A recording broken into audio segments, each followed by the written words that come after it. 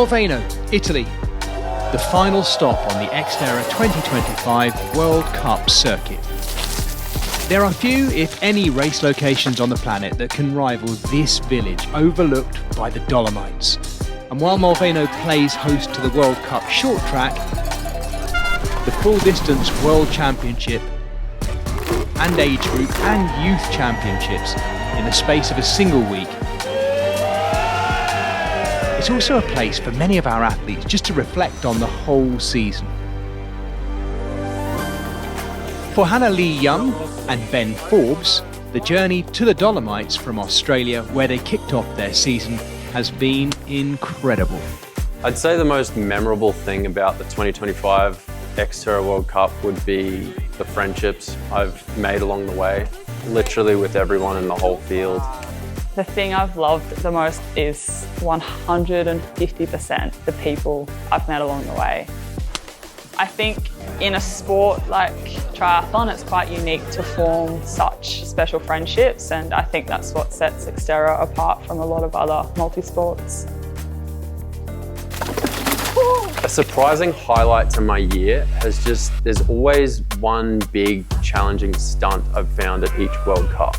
At Quebec, there was that massive gap, and I put a lot of pressure on myself to pull off these stunts, and it has nothing to do with the race, but it's turned out to be one of the biggest highlights of my year. I think every race brings something so unique, which has been really special to visit so many different countries and have the chance to test yourself on so many different courses. But my favourite event from this year's World Cup is 100% Australia. So at the start of the season, before it even started, my goal was to get a top 10 in the World Cup overall. Now I'm about 7th, so I'm happy to try and just sustain that and still end up with my original goal, being top 10. Woo! I just wanted to be the first Australian female to crack the top 10. That was the overall goal. Yeah, baby! Woo!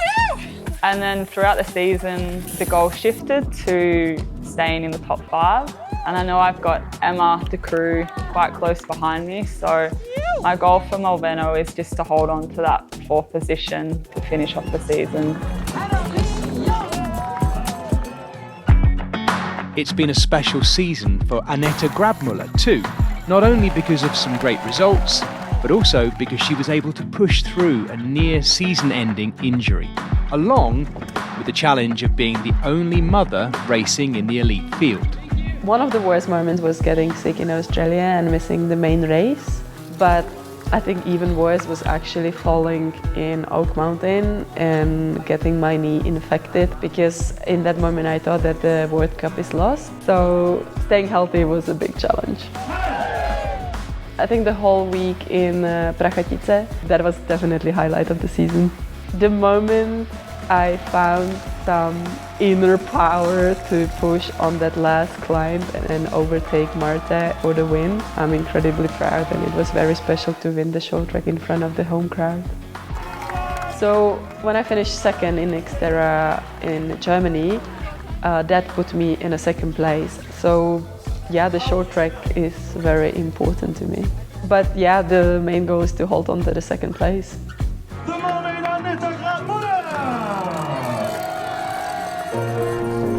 Scott Anderson, who stayed with Annette in Czechia, has loved a season that he's really performed in. For Scott, who just wants to finish in that top 10, it would mean the world. Coming into this season, my goal was to end up in the top 10 of the World Cup. I am in the top 10 still. Thursday's short track is going to decide if I'll stay there or not.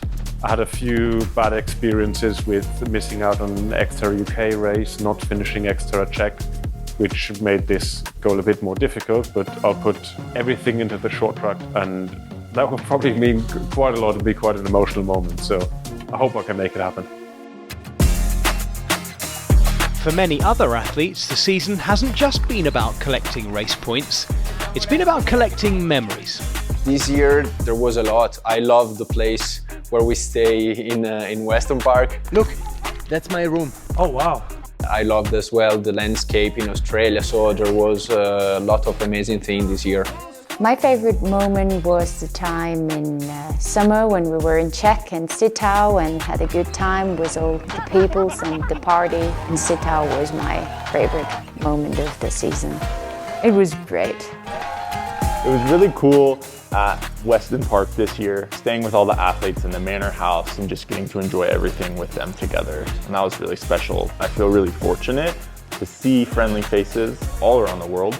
Everyone's really supportive, and while we're competitors, it doesn't feel super cutthroat, which I appreciate. Welcome to the XTERRA World Championship 2025. The last dance in Molveno.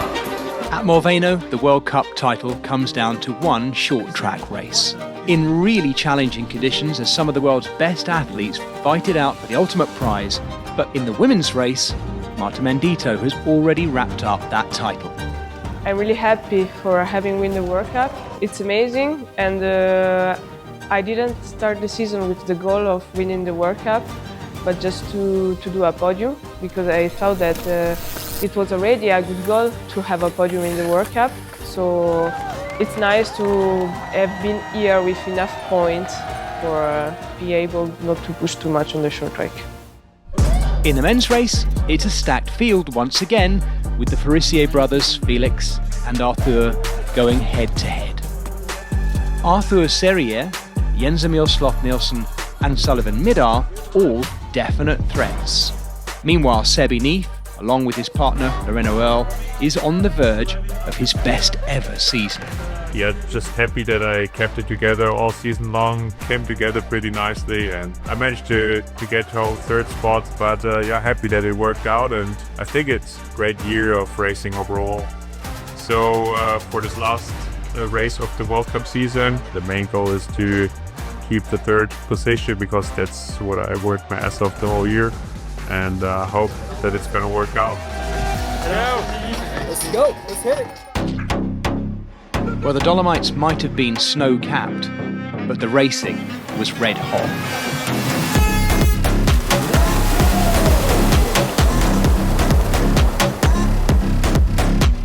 In the women's race, with the title no longer a factor, it was a chance for the rest of the elites to justify their rankings in a hard-fought season.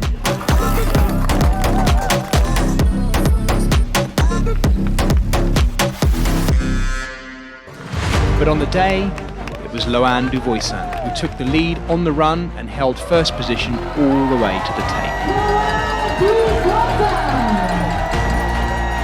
Ahead of Solène Bilouan, the three-time world champion, and rising UK star Isla Headley.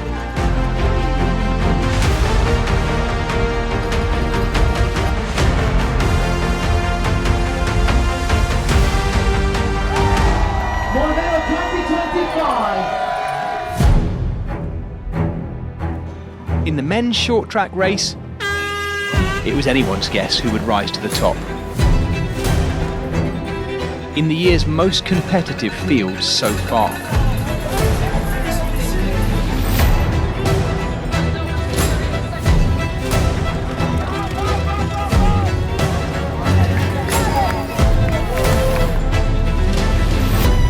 But it was superstar Sullivan Midar who ended up repeating his 2024 win.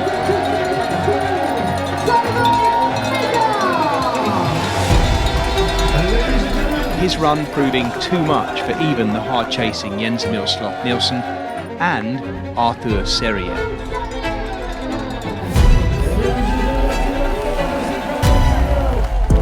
And a fourth-place finish for Felix Farissier proved enough to take the World Cup title overall.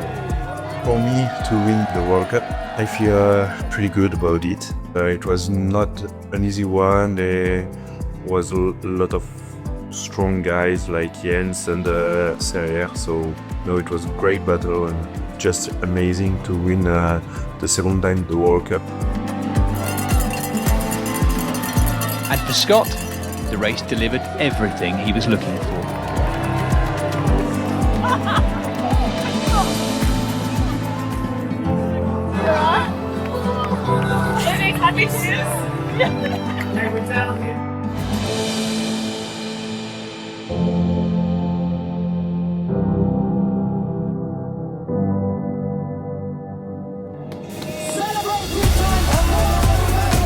With the 2025 World Cup season now wrapped up, it was Félix Forissier who was able to take the top spot from his brother Arthur, who held the lead for most of the year, with Sebi Nice securing his best result in third and Scott Anderson achieving his goal of a top 10 finish. For the women, Marta Mendito takes her first World Cup crown, with Annette Grabmüller finishing the season in second. And despite dropping out due to injury, and Lise Patjes still managed to end the season in the top 3, while Hannah Lee Young far exceeded her expectations for the year in 4th place.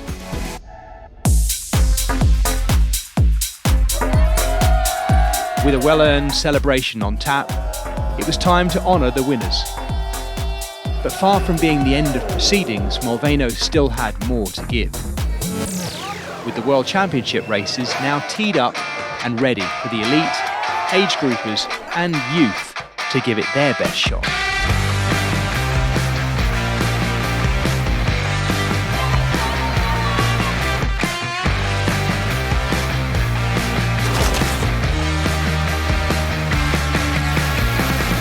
Over the following days, the iconic Italian venue saw some truly outstanding performances in each and every race division.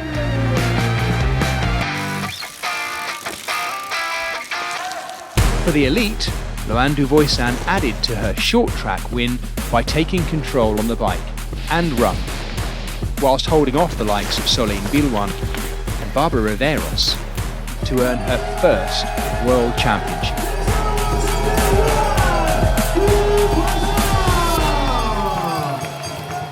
Félix Forissier also took his first World Championship title, earning the fastest run split of the day to beat Jens Emil Sloth Nielsen and 3-time world champion Arthur Serrier to take the top spot, and with so crowning an incredible season.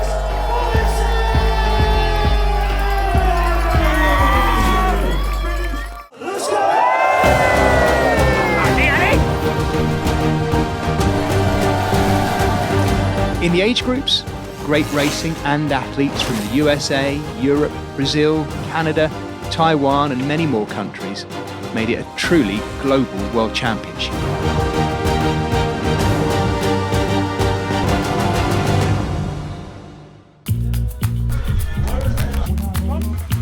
But last, and definitely not least, the Youth World Championships proved to everyone that the future of XTERRA is not only bright, but fast too.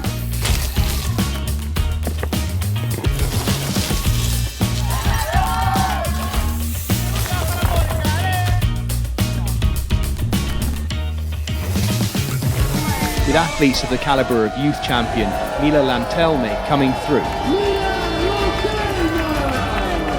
I think it was my best race of the year, and it was an incredible opportunity to race and to win on such an iconic race, so I loved it. Yeah, it's really nice to have Mila in the team for this year, because it's like to have one more girl finally, and she's young, she's already strong, so I think the youth program in XTERRA is working out really well. Yes, I think more and more young people are coming on the XTERRA race, and it's really a good thing. XTERRA is like a big family, and the atmosphere is really good in every race, and so I think that everyone should have the opportunity to try an XTERRA race and live the experience one day.